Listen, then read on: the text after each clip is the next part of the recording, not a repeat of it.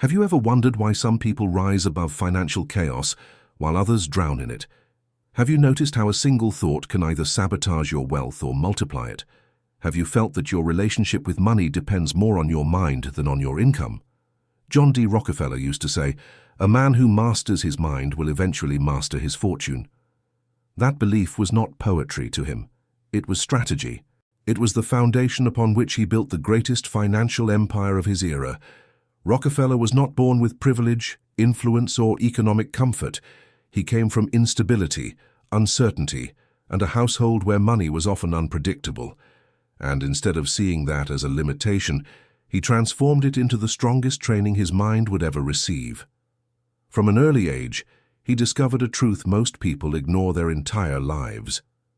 Emotional thinking destroys wealth. Disciplined thinking creates it. That is where his hidden secret begins. While people around him wished for money, envied others, or complained about their circumstances, Rockefeller trained himself in a different skill, the skill of mental command. He believed money was simply a reflection of a person's internal order. If the mind was scattered, impulsive, fearful, or unfocused, the finances would mirror that chaos. But if the mind was steady, calm, patient, and strategic, then wealth would eventually follow. He lived by the principle: never think with excitement, never decide with fear. Money belongs to the mind that remains calm. And he practiced this relentlessly. As a young bookkeeper earning almost nothing, he tracked every cent with an almost sacred discipline. Not because he was obsessed, but because he believed that awareness creates power. The more he understood the behavior of money, the more predictable it became. And the more predictable it became, the more he could control it. Rockefeller saw patterns where others saw accidents. He saw opportunities where others saw problems. He saw numbers where others saw emotion. And above all, he understood this: wealth is not something you chase. Wealth is something you attract by the kind of mind you build. This was his secret: not oil, not timing, not luck. It was the transformation of his inner world so that the outer world had no choice but to respond. As his discipline deepened, so did his influence.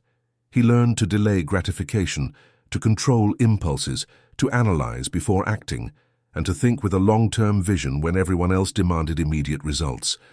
His fortune was not the result of sudden success, but of a mind that became impossible for wealth to ignore. This is where the journey begins, with the understanding that your thoughts are the architects of your financial destiny. Before money enters your life, it must find a mind capable of holding it. Rockefeller's hidden secret continued with a discipline that few people in his time, or in ours, were willing to practice. He believed that before a person could hold wealth, they needed to develop what he called mental quietness. To him, a noisy mind was a dangerous place for money to live. A quiet mind, however, was a fortress. He often observed how people made financial decisions, quickly, emotionally, anxiously, or under the pressure of wanting immediate results. Rockefeller went the opposite direction. He learned to pause before acting, to breathe before choosing, and to reflect before committing. His strength came not from speed, but from clarity. He believed that clarity is wealth in its earliest form. When he faced opportunities, he would not rush. When he faced losses, he would not panic. When he faced competition, he would not react aggressively. Instead, he applied the same internal command that shaped his entire philosophy: calm is stronger than force. This mental stability was one of the reasons people underestimated him at first. He did not shout, boast, or draw attention to himself. His power was quiet, internal, strategic, and because his mind was clear, he saw what others could not. For every dollar he earned, he asked 3 questions. Does this serve my future or only my present? Is this aligned with discipline or with desire? Will this make me freer or more dependent? These questions guided his money the same way a compass guides a ship. And little by little, as he practiced them, they formed the foundation of mental wealth, the kind that appears before financial wealth ever arrives. He believed that most people fail financially, not because they are incapable, but because they never learn to question their impulses. They spend to impress, to soothe, to escape, or to imitate others. Rockefeller refused to give money that kind of power. To him, spending was not an emotional reward, it was a strategic act. So he created another principle: earn with patience, spend with intention, grow with intelligence. These 3 lines became laws within his own mind. They shaped how he negotiated, invested, saved, expanded, and restrained himself when needed. And as he mastered these principles, another transformation occurred. He no longer felt intimidated by money. Instead, he felt responsible for it. He believed money behaves like a living force. It flows toward order and away from disorder. And if you become a person of internal order, wealth becomes less of an accident and more of a consequence. Riches begin in the silence between one thought and the next, and the man who can control that silence controls his financial destiny. As Rockefeller's mental discipline strengthened, something remarkable began to happen. He developed an instinct, not for money itself, but for patterns. He believed that wealth did not come from guessing, gambling, or chasing trends. Instead, it came from recognizing the invisible rhythms that governed human behavior, markets, and opportunity. He often said that a man who observes carefully will see fortunes long before the untrained mind even notices a change. To Rockefeller, observation was not passive. It was a strategic weapon. He watched how people reacted to uncertainty.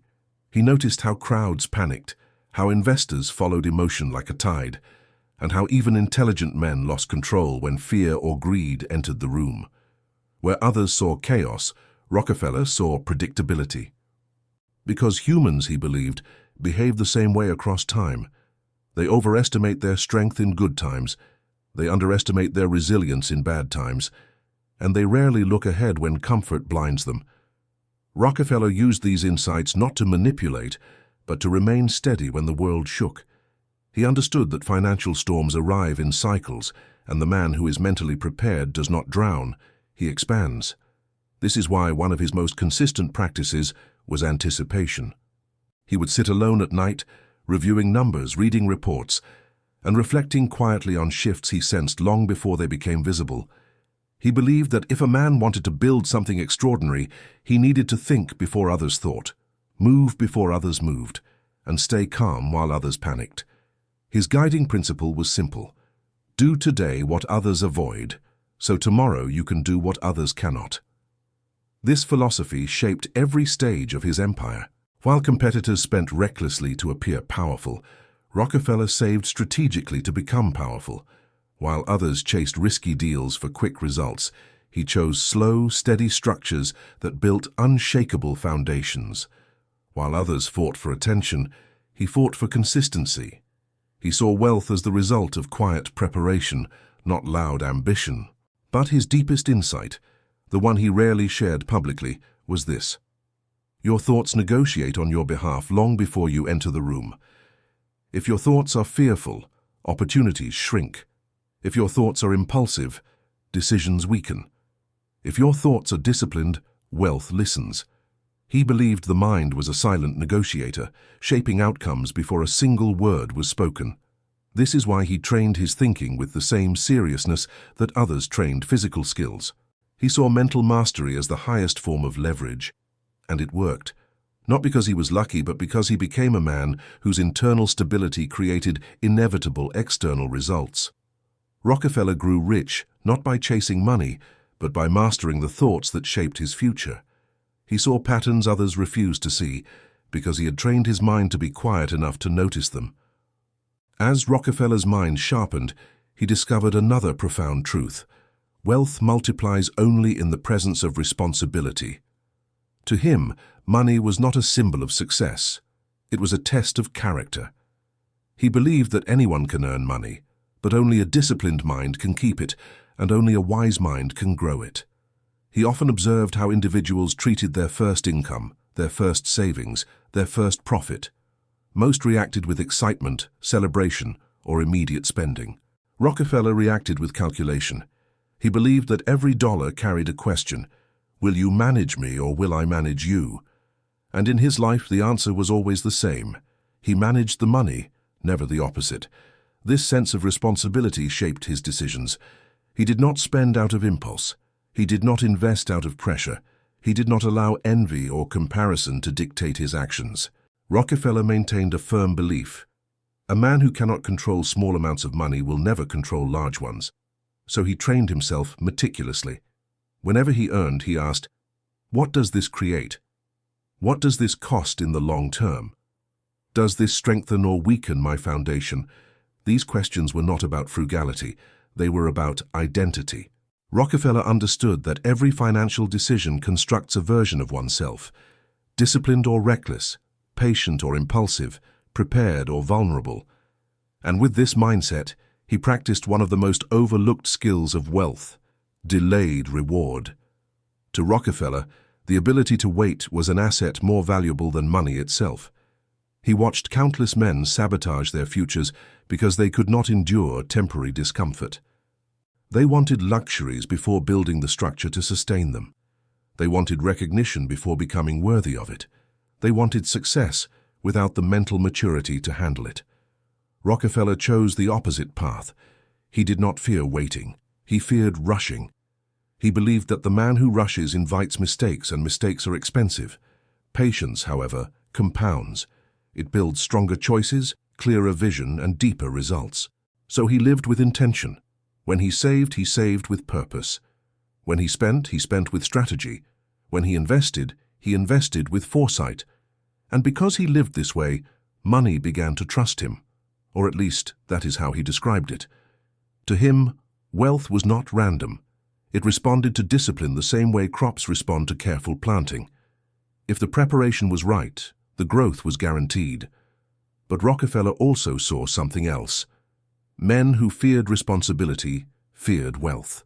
They wanted riches without accountability. They wanted the lifestyle without the structure. They wanted the reward without the requirement. He knew such people would never rise far because money is a weight, and only disciplined minds can carry it without collapsing. Wealth is not the prize, responsibility is. And only the man who embraces responsibility becomes a man capable of extraordinary riches. As Rockefeller's understanding of responsibility deepened, he uncovered another layer of what he considered the hidden secret of wealth, the ability to separate emotion from strategy. He believed most people failed financially, not because they lacked intelligence, but because they mismanaged their feelings. To him, emotional decisions were the silent destroyers of fortune. He observed how fear made people sell too quickly, how greed made them buy too recklessly, and how pride made them refuse help, guidance, or correction. He watched brilliant individuals crumble under pressures that a calm mind could easily navigate. Rockefeller refused to make the same mistake. He carried a simple belief: if your emotions lead, your logic will follow, and that is the fastest path to ruin. So he trained himself to think in ways that protected him from internal storms. Whenever he felt pressure, excitement, frustration, or impatience, he paused. He let the emotion pass before he made a move, and in that pause, he found power. Because the man who decides after emotion is just a man, but the man who decides after clarity is a strategist. Rockefeller also learned that financial intelligence requires emotional distance. He said that money should never be tied to a person's identity, pride, or self-worth. When money becomes emotional, decisions become distorted. He saw this clearly in business competitors who chased validation, revenge, or status, and lost everything because of it. He followed a different path: low emotion, high awareness, low noise, high observation, low reaction, high preparation. This is why he never bragged, never panicked, and never shouted. He believed emotional noise clouded judgment, and judgment was the very heart of wealth. His calmness became a competitive advantage, a strength his rivals never understood until it was too late. But Rockefeller went even further. He believed that the greatest obstacle to financial mastery was not fear or greed, it was ego. Ego convinces a man he knows enough, deserves more, or cannot be wrong. Ego makes him defend mistakes instead of correcting them. Ego blinds him to simple truths that could save him from failure. Rockefeller protected himself from ego with a habit he practiced throughout his life: the discipline of learning. He read constantly. He surrounded himself with informed voices. He listened more than he spoke. He reviewed his decisions as if he were auditing another man's life. He treated knowledge as the highest form of currency, because knowledge protected him from arrogance, and arrogance, he believed, was far more expensive than ignorance. He said, "The man who refuses to learn will pay with his future." The secret becomes clear. To master money, one must first master the mind, then the emotions, and finally the ego. Only then does wealth become sustainable and inevitable. As Rockefeller's philosophy matured, he arrived at the deepest layer of his hidden secret, a truth he believed separated the wealthy from the permanently struggling, the power of building a long-term financial identity. To him, wealth was not something you achieve and then celebrate. It was something you become. He believed that real prosperity requires a transformation so internal, so gradual, and so disciplined that money becomes a natural extension of who you are. Not a decoration, not an accident, not a temporary victory. Rockefeller often said that a man must decide whether he wants to be rich for a moment or wealthy for a lifetime. The difference, he insisted, was identity. A man who wants quick riches behaves recklessly, moves impulsively, and collapses when pressured. A man who builds a wealthy identity behaves strategically, moves patiently, and becomes nearly impossible to break.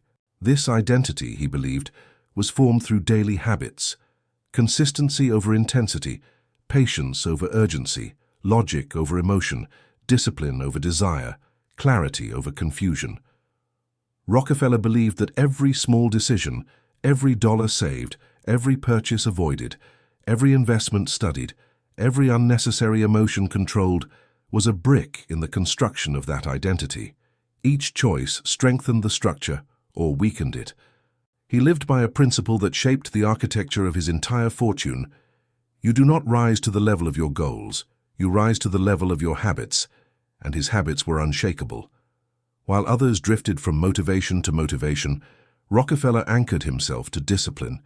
He believed that temporary excitement creates temporary results.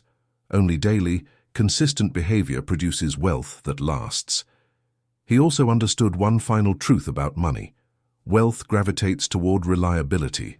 It avoids the inconsistent, the impulsive, the chaotic, the undisciplined.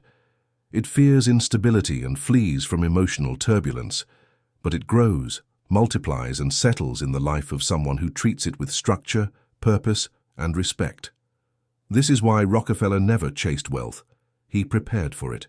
He shaped his mind. He mastered his emotions. He controlled his impulses. He sharpened his awareness. He accepted responsibility.